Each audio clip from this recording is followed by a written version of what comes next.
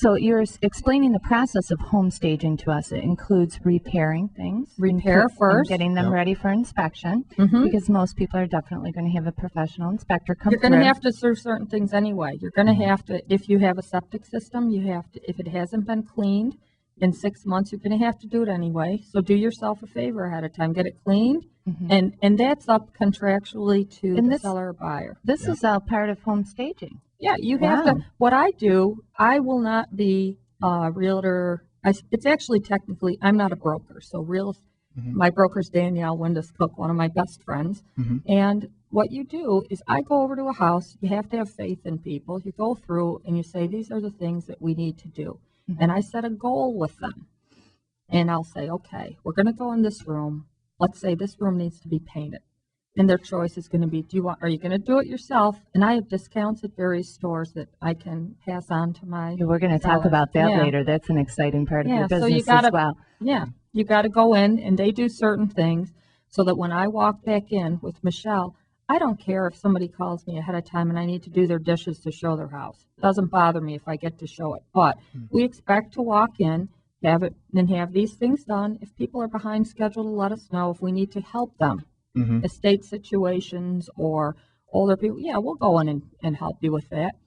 So we can just go in and stage the house so that the purpose of the staging is to make the rooms look spacious, know how to arrange furniture. The furniture arranging we did, like this other house, night and day difference. Make rooms look bigger and serve their function. I had a woman that didn't have a dining room set in her dining room. Well, I just brought one in. Right. I was going to talk about that later in our interview, actually. Purposing the room is a huge part of home staging from what I understand. And from a personal experience, we just recently sold my mother's home. And you didn't use me, Brenna? I did it myself, Okay, I'm the good for fixie you. chick. I That's right. That's right. But I actually went through, and she had an older home, a ranch-style home, 2 bedrooms, 1 bath. There was an addition that was a sunroom, and then there was this strange little room in between. Not sure if it was meant to be a bedroom, but what we wound up doing was turning it into a nursery. And making sure it specifically looked like that. And she had used it sort of as a computer room, sitting area type thing. And then took with the sunroom and purposed it as a beautiful sunlit home office. Right. And so a transformation, amazing, it is. From what it can be when people have their personal items and their personal comforts out and about to when someone comes in and professionally, not that I'm a professional stager, don't get me wrong. I'll give you a sticker. Thank you. But I can move furniture, that's for sure. And you have to, it makes a big difference in what you did. Yeah, it helps sell the house. Another thing, for example, when I do a child's bedroom, usually I'll give a gift to the homeowner and like buy a new comforter set and that. But if you have a little girl's room, so if you put one thing I've done, a little trick is I got a comforter and one side of it is denim and the other side is that's a great one to use in kids' room, multi-purpose, multi-sex. So one time I actually had a room that I knew somebody with 2 boys was coming, so I made it look like a boys' room. Guess what the next appointment was? Girls. I just changed the curtain, changed this, a couple things here and there. You can actually do that, and it's smarty pants. Wow, that's impressive. Honestly, I've you never have heard to of think that before. outside the box, and you have to also, when you did that room for your mother, or I brought up the dining room. I have dining room sets. My poor husband, God bless him, the top of our barn is full of furniture. Now that reminds me of a question. By the way, I want to make a statement first. You do look like your picture in the Property Source magazine newspaper. God bless you. That was a few pounds ago. Yes. Well, just want to let you know that. Thank That's you. Positive feedback. Secondly, do you have a black lacquered grand piano that I could borrow for about 3 years? Because I don't want to spend $25,000, $35,000. No, but I taught instrumental music Yeah. for about 20 years, and I've got connections to get you a piano. So I could borrow one for 3 years Do or you 5 play, years? or is this just one of these goals in life? It's a goal in life to make my living room look stunning. because it's a big room. But I really would force myself to learn how to play. Well, guess what, yeah. though? See, if you repurpose that room and you did some pre-cycling, Pat, I bet you we could get that room set up for a multi-purpose and maybe even give you a place to use those beads again. Sweet! It's all coming together, folks. This is Property Source Radio, 222-6397. I'm Brenna Hartman, the Fixie Chick.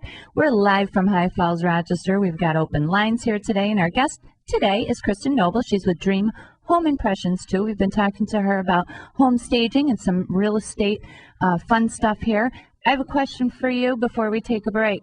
Yes. How much does it cost to stage a home? If you use me, it doesn't cost a dime. We're gonna talk about your business specifically more when we come back. Sure, but in general, it's what you want to spend. And in Rochester, keeping in mind that we're not California, and that's the downfall of some of these shows, and actually some of the programs you could choose to go through. Putting in a countertop's not going to increase the house value by a certain amount. I stick to people's budget. If some people are going to be willing to put in a new countertop. Some people just can't afford to. And you've got to know how to do it, where to do it, to save the most money and put something in quality-wise so that you're not having somebody turn around in 6 months and not exactly be fond of you. So, Right. True. You just make your choices. So how much value does staging actually add to a list price, would you say? It really depends. I mean, and I'm not trying to be evasive about it, but what I would say the value in our area is different than others of the country. And what it's going to do is going to help you get a better purchase price, because if someone doesn't have the background to know, I can, like this countertop, I can make a guess about how much it would cost to replace that or how much to paint a room. If somebody walks in that has no background, they're automatically going to be saying, oh, it's going to cost me this much to do this and this much to do that. And that number is not going to be accurate. That's true, because I immediately do that just as a human instinct or human nature. When I walk through a house, I'll say, oh my God, $10,000 to paint this and another $15,000 for that carpet. You're taking a big risk instead of just putting a little elbow grease in. And there's certain things you should really do.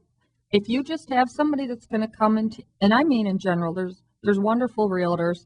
Oh yeah. And that, but if you have somebody that's going to come in and not use professional photographs of your home, it's just going to come that day, oh, I'll list your house. Look at some pictures online. When you see, my big pet peeve is a garbage can.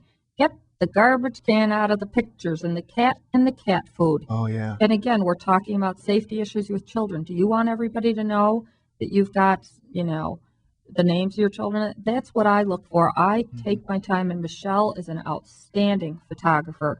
And the only way I won't do a virtual tour on a house, I do one automatically for everyone. See, that's an expense. If you don't have people willing to put expenses into advertising and showcasing your house the best way possible, it's going to hurt. And it doesn't matter what company they're with. It matters what they're going to do for you. Right. And you need to ask those questions. And if somebody says they're certified in home staging, because there's no national accreditation, which is actually something we're kind of working towards getting, they may have gone and sat through something for a couple of days and said they do it. Well, I just did a program that I won't mention by name that my son Jack, 12 years old, just took the test and he managed to squeak out a 29. My son, he passed took the test. Yeah.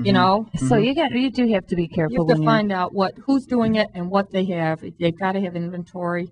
Yep. Sure. Yep. To get the job done right. Kristen, you have a great website, dreamhomeimpressions2.com, and on there you have a home staging checklist. So I want to talk to you about that when we get back from break. This is Property Source Radio, 222-6397. I'm Brenna Hartman, live from High Falls. We've got open lines, and we'll be back in a flash. PropertySourceRadio.com.